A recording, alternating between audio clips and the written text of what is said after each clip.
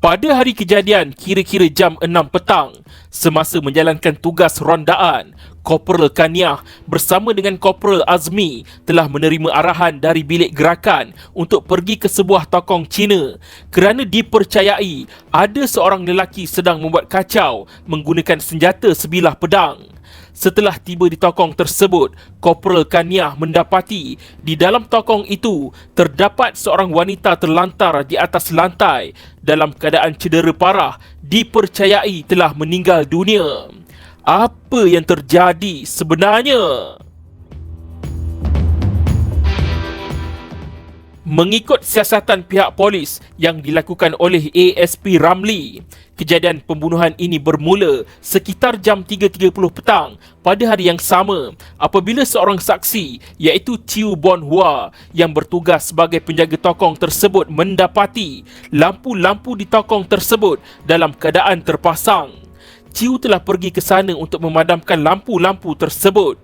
Apabila masuk ke dalam tokong, beliau mendapati seorang lelaki iaitu suspek sedang duduk berseorangan di atas kerusi malas sambil memegang sebilah pedang milik tokong tersebut.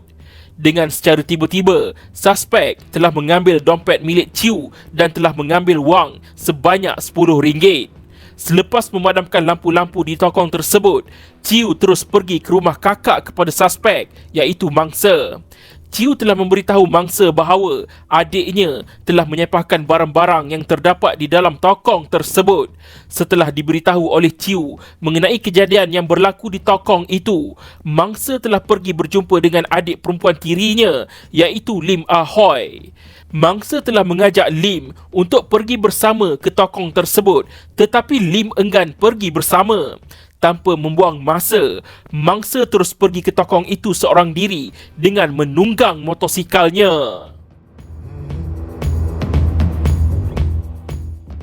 Tidak berapa lama kemudian, Lim telah pergi ke tokong tersebut untuk melihat apa yang telah berlaku di situ.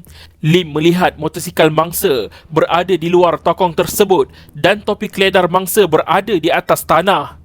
Lim dapat melihat suspek berada di dalam tokong tersebut dalam keadaan berlumuran darah dan suspek telah memanggil Lim untuk datang kepadanya dalam keadaan marah. Lim menjadi takut dan terus menunggang motosikalnya meninggalkan tokong tersebut dan pergi berlindung di sebuah bengkel motosikal. Lim terus menghubungi suaminya iaitu Chia Ten Kok dan telah memberitahu apa yang telah berlaku. Selepas menjemput Lim untuk pulang ke rumah, Chia telah seorang diri pergi ke tokong tersebut untuk mencari mangsa. Setibanya di tokong tersebut, Chia melihat suspek sedang mandi dan membersihkan badannya yang berlumuran dengan darah di sebuah sinki. Chia tidak nampak keberadaan mangsa di tokong tersebut dan Chia terus beredar dari situ.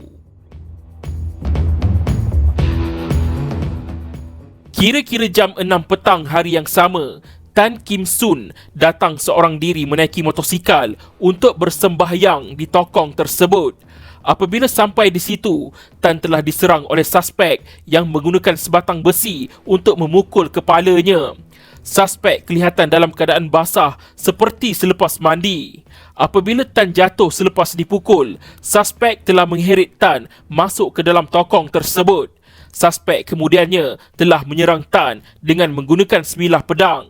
Tan bernasib baik kerana dapat mencapai sebatang buluh untuk mempertahankan dirinya dan telah memukul suspek sehingga pedang jatuh dari tangan suspek dan pedang tersebut berjaya dirampas oleh Tan. Berikutan dari situasi itu, suspek terus melarikan diri keluar dari dalam tokong tersebut. Sebelum keluar, suspek telah mengikat pintu grill besi tokong itu dengan menggunakan satu tali pinggang untuk menghalang Tan keluar dari dalam tokong tersebut. Ketika berada di dalam tokong, Tan dapat melihat mayat mangsa yang berlumuran darah berada di atas lantai.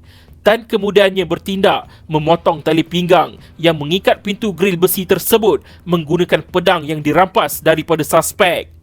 Tan kemudiannya menyerahkan pedang tersebut kepada Chia dan terus pergi mendapatkan rawatan di hospital serta membuat laporan polis. Pedang itu kemudiannya telah diserahkan oleh Chia kepada Korporal Kaniah yang kemudiannya telah menyerahkan kepada pegawai penyiasat iaitu ASP Ramli.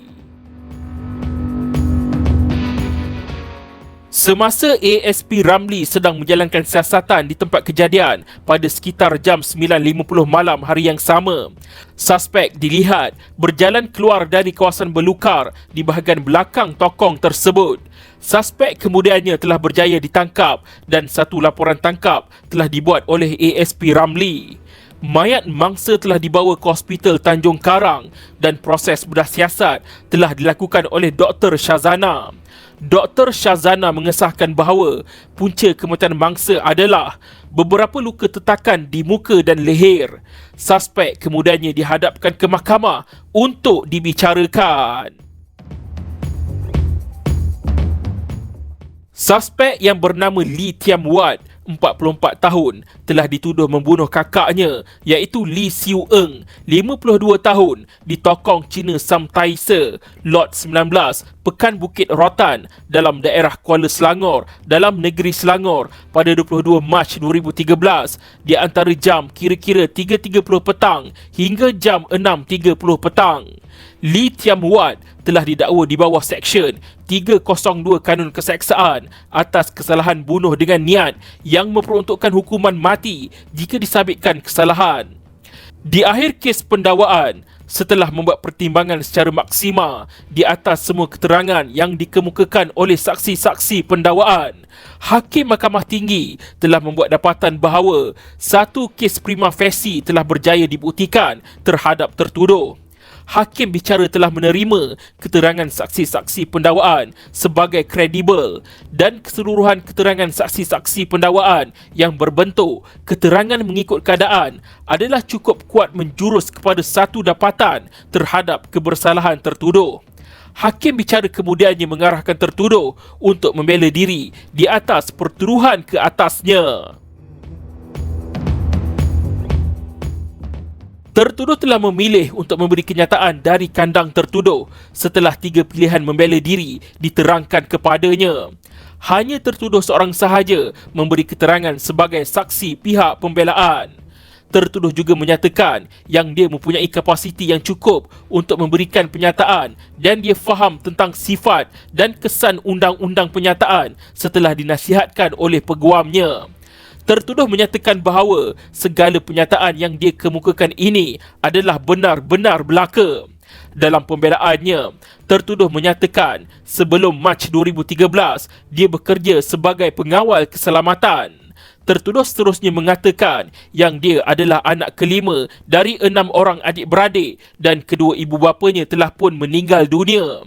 Akibat kesempitan hidup, tertuduh hanya mendapat pendidikan formal sehingga tingkatan 2 sahaja. Setelah berhenti belajar, tertuduh bekerja sebagai pengimpal besi di sebuah kedai kereta selama 3 tahun. Kemudian, tertuduh bekerja di sebuah kilang besi di Singapura selama beberapa tahun. Tertuduh telah berkahwin pada tahun 1993 dan dikurniakan dengan 2 orang anak. Namun begitu, tertuduh telah bercerai dengan isterinya dan kedua-dua anaknya telah tinggal bersama keluarga bekas isterinya di Teluk Intan, Perak. Tertuduh menyatakan yang dia terjebak dengan masalah penyalahgunaan dadah sejak umurnya sekitar 25 tahun. Tertuduh menggunakan dadah jenis cannabis, Eriman 5 dan lain-lain. Dan dia juga seorang peminum alkohol tegar. Akibat dari tabiat ini, tertuduh mengatakan yang dia mengalami masalah mental dan kebergantungan dadah. Tertuduh pernah menerima rawatan psikiatri di Hospital Universiti Malaya pada tahun 2003 dan Hospital Sungai Buloh pada tahun 2009 setelah dirujuk oleh Hospital Tanjung Karang. Walau bagaimanapun, tertuduh tidak membuat rawatan susulan. Tertuduh mengatakan bahawa mendiang Lee Siu Eng iaitu mangsa adalah kakak kandungnya. Menurut tertuduh, mereka berdua mempunyai hubungan yang baik dan tidak mempunyai sebarang permusuhan atau perselisihan dan mangsa adalah seorang kakak yang penyayang dan bertanggungjawab. Hubungan mereka berdua amat rapat di mana tertuduh selalu mengunjungi dan bermalam di rumah kakaknya itu yang terletak di Jalan Kasawari 12, Taman Kasawari, Bukit Rotan, Kuala Selangor. Menurut tertuduh, pada 21 Mac 2013, iaitu sehari sebelum kejadian. Dia telah melawat kakaknya iaitu mangsa di rumahnya di Taman Kasawari, Bukit Rotan. Tujuan tertuduh melawat mangsa adalah untuk bertanya khabar dan berjumpa dengan abang ipar serta anak saudaranya. Tertuduh juga berhasrat untuk bersembahyang di Tokong Sam Tai Se yang terletak berdekatan dengan rumah mangsa. Tertuduh cuba untuk mengubah dirinya kepada yang lebih baik dengan mendekatkan diri dengan Tuhan. Tertuduh meminta kawannya bernama Winston untuk menghantarnya ke rumah mangsa. Tertuduh telah bermalam di rumah mangsa pada malam 21 Mac 2013. Pada malam tersebut, tertuduh telah mengambil dadah jenis ganja seperti biasa. Perkara ini tidak diketahui oleh sesiapa pun. Tertuduh tidak dapat mengelak dari mengambil dadah kerana dia mengalami masalah kebergantungan dadah. Selepas menghisap ganja, tertuduh telah tidur sekitar jam 12 tengah malam. Pada pagi 22 Mac 2013, tertuduh bangun dari tidur sekitar jam 7 pagi. Selepas bersiap, tertuduh telah bersembahyang di rumah mangsa. Pada jam 3 petang, tertuduh telah berjalan kaki ke Tokong Sam Tai Se untuk bersembahyang. Setelah beberapa minit berada di dalam tokong tersebut, tertuduh nampak penjaga tokong yang dikenali sebagai Ahti. Tertuduh ingin bertanya sesuatu kepada Ahti, tetapi Ahti tidak mahu melayan tertuduh dan meninggalkan tokong kerana hendak pergi makan tengah hari. Selepas itu, menurut tertuduh, mangsa telah datang ke tokong berseorangan dengan menaiki motosikal. Mangsa bertanyakan kepada tertuduh kenapa dia membuat kecoh di dalam tokong. Akan tetapi tertuduh berasa hairan kerana dia tidak ada membuat kacau atau gangguan di tokong itu. Tiba-tiba tertuduh melihat mangsa mengambil kerusi dan sebilah pedang tajam dari tempat pemujaan. Selepas itu, tertuduh dapat melihat fizikal mangsa bertukar menjadi satu lembaga dan kemudiannya memanjat tempat pemujaan itu untuk mengambil pedang. Tertuduh juga melihat dari belakang tangan lembaga itu menjadi besar dan kukunya menjadi panjang. Tertuduh terus merampas pedang itu dan bertanyakan, "Awak siapa?" Ini kerana tertuduh melihat lembaga itu telah berubah. Lembaga itu seakan-akan tidak boleh bercakap dan tertuduh telah memotong tangan lembaga tersebut. Lembaga itu kemudiannya melarikan diri masuk ke bawah meja dan memanggil nama Ahoy dan Alex. Semasa di bawah meja, tertuduh dapat melihat lembaga tadi berubah menjadi seekor harimau yang ingin menyerangnya. Tertuduh terus menetak tangan dan kaki harimau itu. Tertuduh juga menikam perut harimau itu tetapi tidak tembus. Kemudian, harimau itu lari keluar dari bawah meja dan tertuduh terus mengejarnya sambil menetak harimau itu bertubi-tubi. Selepas itu, harimau itu jatuh dan tidak bergerak. Setelah melihat harimau sudah tidak bergerak, tertuduh memeriksa harimau itu untuk memastikan ianya betul-betul sudah mati. Tertuduh berasa bingung dan mengambil sehelai kain merah untuk membalut muka harimau itu. Selepas itu, tertuduh memakai seluar lembaga itu kerana seluar tertuduh telah basah berlumuran darah. Tertuduh kemudiannya melihat adik perempuan tirinya iaitu Lim Ahoy datang ke tokong tersebut. Tertuduh memanggil Lim supaya masuk ke dalam tokong untuk mengetahui tujuan Lim datang ke tokong itu. Akan tetapi, Lim telah melarikan diri dari tertuduh. Selepas itu, tertuduh mengatakan yang dia telah mandi untuk membersihkan badan di paip air yang ada di tepi tokong. Tidak lama selepas itu, tertuduh nampak seorang lelaki Cina yang bekerja di sebuah kedai runcit datang ke tokong tersebut dengan menaiki sebuah motosikal. Tertuduh melihat lelaki itu bukan macam betul-betul mahu sembahyang dan tertuduh pukul kepala lelaki tersebut dengan kayu bendera. Selepas lelaki itu terjatuh, tertuduh mengheret lelaki tersebut masuk ke dalam bangunan tokong. Tertuduh mengatakan yang dia menetak lengan lelaki tersebut dengan pedang dan lelaki itu juga ada pukul tertuduh dengan besi. Ketika itu, pedang tertuduh terjatuh dan lelaki itu telah dapat merampasnya dari tertuduh. Tertuduh kemudiannya terus mengikat pintu grill besi tokong dengan tali pinggang untuk menghalang lelaki tersebut lari keluar. Menurut tertuduh, dia kemudiannya telah pergi ke belakang tokong dan memacakkan 2 batang besi tajam di situ. Apabila tertuduh pergi semula ke bahagian depan, lelaki itu sudah pun melarikan diri dengan membawa pedang tadi. Selepas itu, tertuduh lari menyembunyikan diri di dalam semak di belakang tokong kerana dia melihat ramai orang datang ke kawasan itu. Kira-kira jam 9 malam, tertuduh mengatakan yang dia telah keluar dari dalam semak ke kawasan kuil untuk balik ke rumah, tetapi dia telah ditahan oleh beberapa orang anggota polis. Tertuduh mengatakan yang dia kemudiannya telah dituduh di Mahkamah Tinggi bagi kesalahan membunuh kakaknya di bawah Seksyen 302 Kanun Keseksaan. Menurut tertuduh, pihak mahkamah telah menghantarnya untuk menjalani pemeriksaan mental di Hospital Bahagia Ulu Kinta, Perak pada 4 Julai 2013 dan juga pada 6 November 2014. Tertuduh telah dipantau oleh Dr. Swan Singh. Tertuduh menyatakan dalam pembelaannya bahawa dengan sesungguhnya pada masa melakukan perbuatan seperti dalam pertuduhan, dia mengalami kemabukan dadah yang menyebabkannya tidak sempurna akal. Pada masa melakukan perbuatan itu, tertuduh tidak berupaya mengetahui sifat keadaan perbuatan tersebut. Tertuduh juga tidak tahu apa yang dilakukannya itu adalah salah atau berlawanan dengan undang-undang. Menurut tertuduh lagi, semasa kejadian, dia benar-benar percaya dan nampak bahawa lembaga yang dia tetak, tikam dan bunuh itu adalah seekor harimau yang ingin menyerangnya. Tertuduh membunuh harimau itu bagi mempertahankan dirinya. Selepas orang ramai datang ke tokong, barulah tertuduh sedar bahawa harimau yang dibunuhnya itu sebenarnya adalah kakaknya sendiri dan bukannya seekor harimau sebenar. Setelah tertuduh sedar akan perkara itu, dia berasa amat sedih dan menyesal. Tertuduh mengatakan yang dia amat menyayangi kakaknya itu dan tidak berniat untuk mencederakannya dengan apa cara sekalipun. Setelah mendengar pembelaan tertuduh, Hakim Mahkamah Tinggi membuat dapatan bahawa teras pembelaan tertuduh adalah bahawa tertuduh telah mengalami kemabukan dadah sehingga menyebabkan tertuduh berada dalam keadaan yang tidak sempurna akal. Pada masa melakukan perbuatan menyerang mangsa, tertuduh tidak mengetahui bahawa perbuatannya itu adalah satu kesalahan di bawah undang-undang. Tertuduh menyatakan bahawa dia telah menetak seekor harimau yang mahu menyerangnya. Walaupun hakim bicara menerima keterangan saksi pakar psikiatri iaitu Dr. Swan Singh yang menyatakan bahawa pada masa tertuduh melakukan perbuatan menyerang mangsa, tertuduh dalam keadaan hilang akal sementara akibat kemabukan dadah, akan tetapi hakim bicara telah menolak pembelaan tertuduh atas alasan bahawa tertuduh telah mengambil dadah dengan secara sukarela.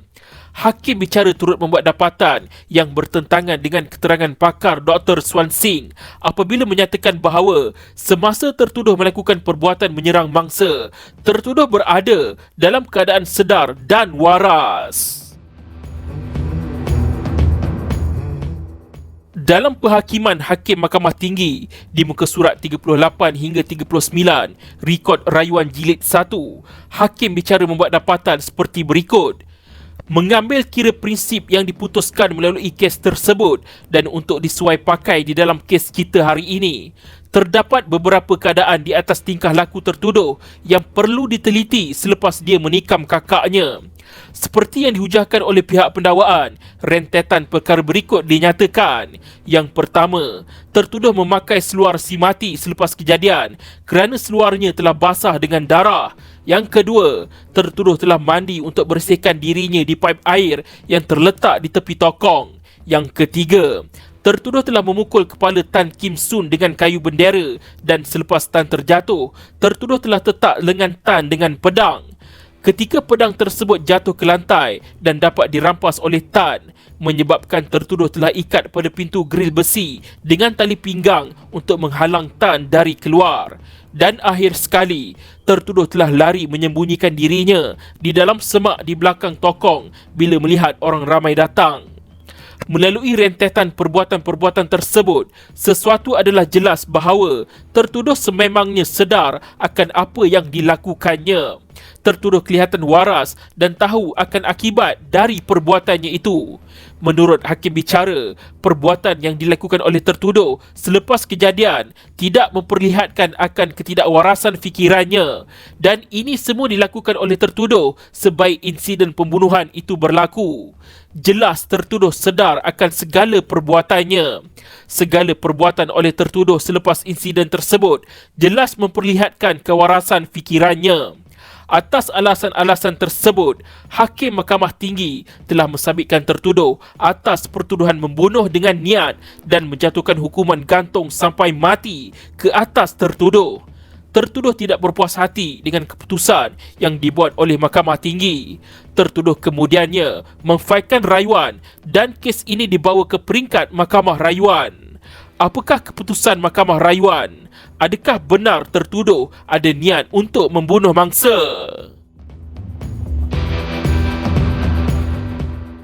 Mahkamah Rayuan mendapati dari rekod rayuan menunjukkan fakta bahawa hubungan tertuduh dengan kakaknya iaitu mangsa sangat baik dan mereka saling menyayangi. Hubungan akrab dua beradik ini tidak dinafikan oleh pihak pendakwaan. Malam sebelum kejadian, tertuduh tidur di rumah mangsa. Tiada pergaduhan atau perselisihan faham di antara kedua mereka sebelum itu. Tiada sebarang motif dapat diletakkan kepada tertuduh terhadap perbuatan menyerang mangsa selain daripada halusinasi yang dialami oleh tertuduh, iaitu mangsa dilihat sebagai seekor harimau yang datang untuk menyerang tertuduh. Mahkamah Rayuan tidak dapat menerima kritikan Hakim Mahkamah Tinggi yang menyatakan bahawa tertuduh dalam keadaan waras ketika kejadian kerana tertuduh dapat mengingati apa yang telah berlaku berdasarkan keterangan tertuduh melalui penyataannya dan tindak tanduk tertuduh selepas kejadian. Keterangan dari pakar psikiatri iaitu Dr. Swan Singh menjelaskan bahawa tertuduh telah hilang akal sementara dan mengalami halusinasi ketika tertuduh menetak mangsa.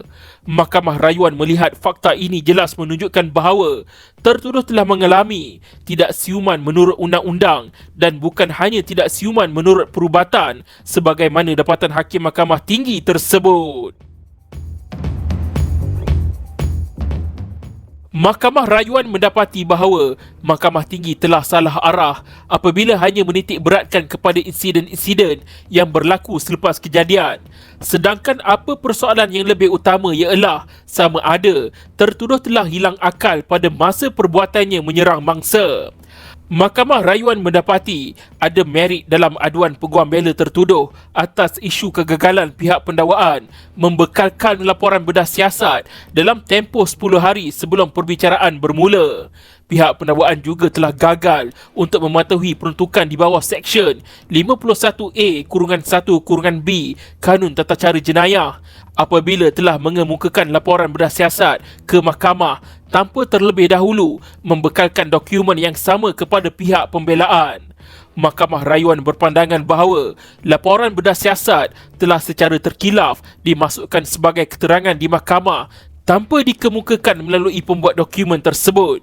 Sebab-sebab kematian dan senjata yang digunakan merupakan elemen penting dalam pertuduhan. Tanpa memanggil pegawai perubatan yang menyediakan laporan bedah siasat tersebut, ini telah memperjudiskan pihak tertuduh. Mahkamah Rayuan telah meneliti laporan bedah siasat tersebut dan mendapati laporan yang disediakan itu terlampau ringkas. Oleh kerana pegawai perubatan yang menjalankan bedah siasat bukanlah seorang yang berkelayakan sebagai pakar bedah forensik, sebaliknya hanya sebagai seorang pegawai perubatan biasa grade UD43 serta ketidakpanggilan saksi itu untuk memberi keterangan. Ini telah menimbulkan prejudis serta kegagalan keadilan kepada tertuduh kerana saksi itu tidak dapat disoal balas. Mahkamah Rayuan juga bersetuju dengan hujahan peguam bela tertuduh bahawa sebab-sebab kematian mangsa telah gagal dibuktikan oleh pihak pendakwaan. Walau bagaimanapun, Mahkamah Rayuan mendapati bahawa terdapat keterangan yang mencukupi daripada keterangan saksi-saksi pendakwaan serta pengakuan tertuduh sendiri yang telah menunjukkan bahawa tertuduh adalah individu yang bertanggungjawab menyebabkan kecederaan kepada mangsa yang pada akhirnya telah membawa kepada kematiannya. Berdasarkan alasan-alasan yang telah dihuraikan, Hakim Mahkamah Rayuan dengan sebulat suara mendapati bahawa ada merit dalam rayuan tertuduh. Mahkamah Rayuan dengan itu telah membenarkan sebahagian rayuan tertuduh setakat berkaitan dengan sabitan dan hukuman mati di bawah Seksyen 302 Kanun Keseksaan yang diperintahkan oleh Mahkamah Tinggi, iaitu ianya diketepikan dan digantikan dengan perintah bahawa tertuduh hendaklah dilepaskan dan dibebaskan dari pertuduhan selaras dengan pertukan Seksyen 347 Kanun Tata Cara Jenayah. Ini bermaksud tertuduh terlepas dari hukuman mati.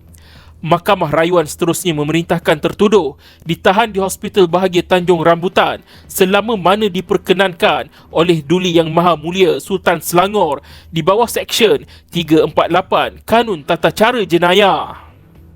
Penghakiman penuh boleh dirujuk dalam kes Lee Tiam Wat lawan Pendakwa Raya 2019 MLJU 891 Mahkamah Rayuan Putrajaya. Nombor rayuan jenayah B05-M 30006/2018.